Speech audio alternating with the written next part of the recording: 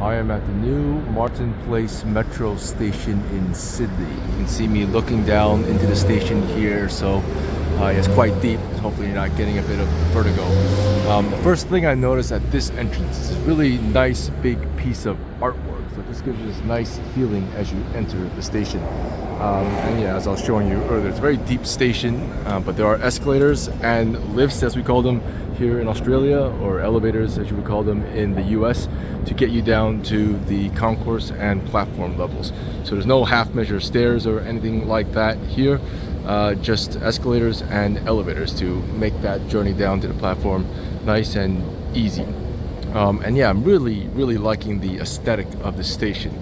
Like I was saying, it's a new station.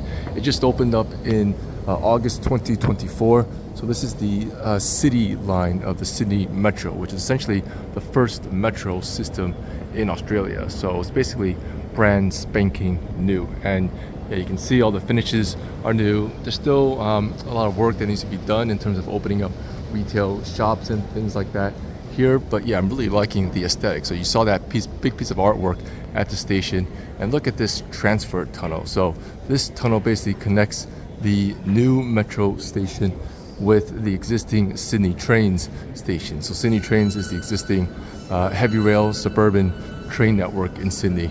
And yeah, check out all the artwork here, the shining flashing lights and the music. So hopefully you can hear the music in the background. And it just makes walking down through this corridor very pleasant, engaging, yeah, nice experience, especially if you're commuting on your way to or from work, because usually commutes can be quite stressful. So just walking through this nice tunnel with soothing lighting, soothing music, really makes for a great experience. And you can see the signage there, nice and simple, pointing you to the metros and trains.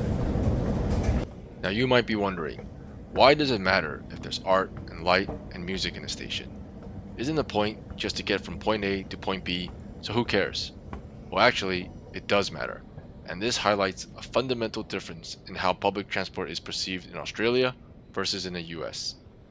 In most American cities, driving is the default way to get around, and generally, it's only poor and otherwise disadvantaged people who take public transport, meaning that public transport is seen as an inferior alternative to driving used by those without the means to drive, almost like a form of welfare or social service such as food stamps or public housing.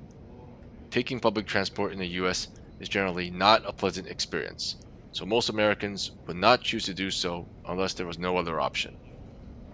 In Australia, on the other hand, new public transport services are generally treated more as a customer product than a social service, where the intent isn't to provide a form of welfare for disadvantaged people, but to provide an experience superior to that of driving, and encourage people to take public transport not because they have to, but because they want to.